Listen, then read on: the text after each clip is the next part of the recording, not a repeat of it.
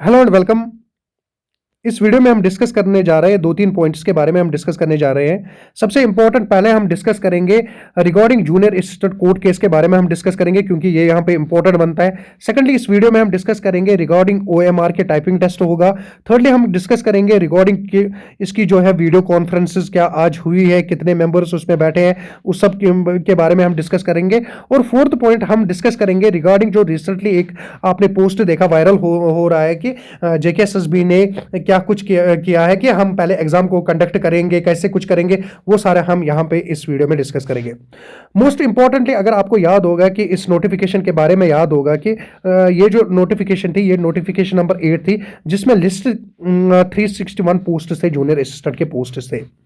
सब कुछ सही था कि फॉर्म्स भी लग गए। ऑलमोस्ट आपने देखा होंगे कि 1 लाख प्लस इसके फॉर्म्स हुए होंगे। यहां पे अगर हम बात करेंगे 18 दिसंबर 2025 की अगर हम बात करेंगे, जेकेएसएसबी एक कैलेंडर के साथ आता है और इस कैलेंडर में क्या लिखता है कि पहले हम ओएमआर रिटन टेस्ट लेंगे और रिटन टेस्ट कब होगा ये भी साथ में बोला कि फरवरी 2026 में इसका जो रिटन टेस्ट होगा और बाद में जो इसका है सिकिल टेस्ट होगा मार्च अप्रैल 2026 में इसके जो है आपका सिकिल टेस्ट होगा।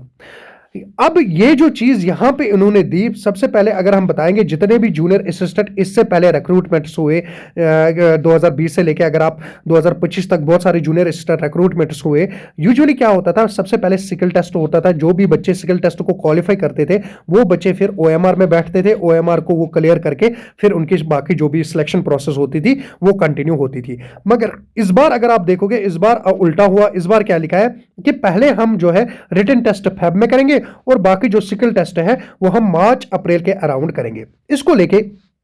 ये यहां पे केस हुआ कोर्ट में और कोर्ट ने क्या दिया, यहां पे कोर्ट ने सफिशिएंट टाइम जेकेएसएसबी को रिप्लाई करने के लिए दिया था। अनफॉर्चुनेटली आपको सारा सीन पता होगा। अल्टीमेटली इस कोर्ट ने क्या किया, कोर्ट ने कैट ने सीएटी ने इन्होंने क्या किया, इन्होंने केस को डिस्पोज किया। डिस्पोज का मतलब यहां पे कि रिक्रूटमेंट को हटाया नहीं, डिस्पोज का मतलब है कि इन्होंने बताया कि आगे अब कोई इसकी हेयरिंग नहीं है, इस केस को यहीं पे खत्म कर दे। और केस को खत्म कैसे किया इन्होंने जेकेएसएसबी को बताया कि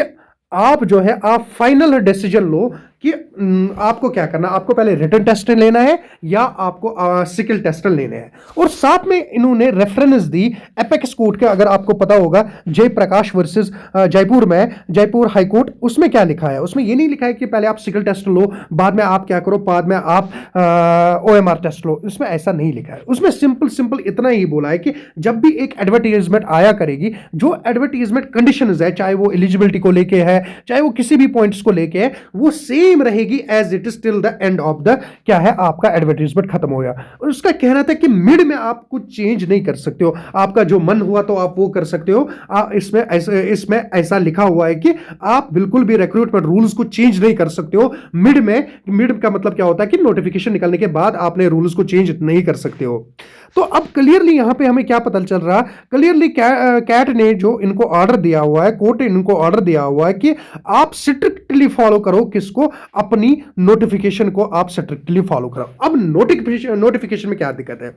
अगर जेकेएसएसबी अपना स्ट्रिक्ट रहता है, बोलता है कि मैं ओएमआर करूंगा, ओएमआर में जितने भी बच्चे आपके बैठेंगे, जितने भी फॉर्म इसमें लगेंगे, चलो मान के चलते 2% 3% आपका एब्सेंट रहा, मान के चलते कि 50,000 बच्चे इस एग्जाम में बैठे, जो कि ज्यादा बैठेंगे, इससे हम एग्जाम्पल ले रहे हैं। 50,000 जितने भी बंदे इसमें बैठे हैं जो कि प्रेजेंट थे इसमें, चाहे इनके मार्क्स 1 मार्क्स आए, 2 मार्क्स आए, 3 मार्क्स आए, चाहे टॉपर है चाहे जीरो वाला है, जो भी कैंडिडेट्स है फ्रॉम फर्स्ट से लेके अप टू एंड 50,000 तक जो भी कैंडिडेट है वो सारे एंटर हो जाएंगे सिकिल टेस्ट में। क्यों? क्योंकि आपने ये डिसाइड नहीं किया कि हमारा जो रेशो है वो 1:2 रहने वाला है, वो 1:3 रहने वाला है। जैसे कि अगर इसके पोस्ट 361 है, मल्टीप्लाइड बाय 2 इतने कैंडिडेट्स हम सिकिल टेस्ट के लिए लेंगे, या 1:3 को मल्टीप्लाइड बाय 3, या 1:4 मल्टीप्लाइड 4। लाइकवाइज की जो जैसे अगर आप पुलिस के रिक्रूटमेंट में देखोगे, पुलिस के रिक्रूटमेंट्स में क्या होता है, पुलिस के रिक्रूटमेंट में ये होता है कि अगर आपके पास 1000 पोस्ट्स है, हम 1:6 को मान के चल रहे हैं, तो 6000 जो कैंडिडेट्स है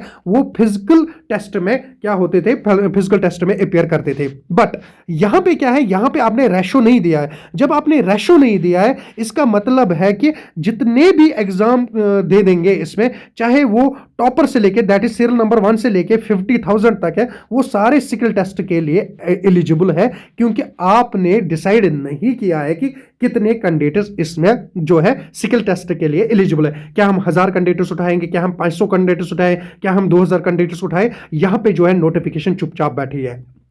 और अगर आप देखोगे, कोर्ट ने भी ये क्लियरली नहीं बोला, कोर्ट ने भी कहीं ना कहीं जेके एसएसबी को ही बोला कि आप डिसाइड करो, आप एक नोटिफिकेशन के साथ आ जाओ जिसमें आप क्लियर करोगे, अपने स्टूडेंट्स को क्लियर करोगे क्या कुछ आपका प्रोसीजर रहने वाला है। अब बहुत सारे कैंडिडेट्स का यहां पे मानना है कि जेके एसएसबी कोई नोटिफिकेशन नहीं लाएगी, जेके एसएसबी जो करेगा वो ओएमआर टेस्ट ही करेगा और ओएमआर टेस्ट के बाद वो टाइपिंग करेगा। मगर कोर्ट ने क्या बोला, कोर्ट ने बोला जो कुछ आपको करना है एक नोटिफिकेशन के साथ आपको करना है। तो यहां पे हम जेके एसएसबी से एटलीस्ट ये उम्मीद लगा सकते हैं कि जेके एसएसबी एक नोटिफिकेशन लाएगा जिसमें वो क्लियरली बताएगा कि उनको क्या करना है यहां पे, और वो ये भी बताएगी कि कितने कैंडिडेट्स, अगर उनको ओएमआर ही करना है, कितने कैंडिडेट्स हमें लेने हैं, किसके लिए, टाइपिंग टेस्ट्स के लिए। ये सब अभी डिस्कस नहीं हुआ, ना कुछ इसके रिगार्डिंग हमें आया। अब जो हम ये देख रहे थे कि रिगार्डिंग जो आपका वीडियो कॉन्फ्रेंस के बारे में, कि जो आज आपकी वीडियो कॉन्फ्रेंस हुई है,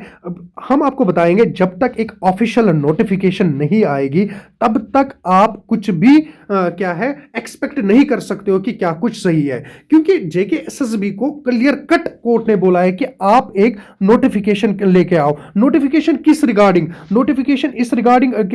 ले आओ कि आपके जो रिक्रूटमेंट रूल्स है, आपने पहले स्किल टेस्ट करना है या आपने पहले टाइपिंग टेस्ट करना है, सॉरी, आपको पहले स्किल टेस्ट करना है या आपने ओएमआर टेस्ट करना है, जो कुछ आपको करना है ये आप एक क्लियर कट नोटिफिकेशन में ले आओ। तो यहां पे हम जेके एसएसबी अगर हम देखेंगे यूजुअली क्या कुछ रहने वाला है, क्या पहले अगर हम पास्ट के बारे में देखोगे, पास्ट में पहले स्किल टेस्ट होता था, बाद में आपका जो या टाइपिंग टेस्ट होता था, बाद में आपका ओएमआर होता था। जो बच्चे स्किल टेस्ट टाइपिंग में टेस्ट में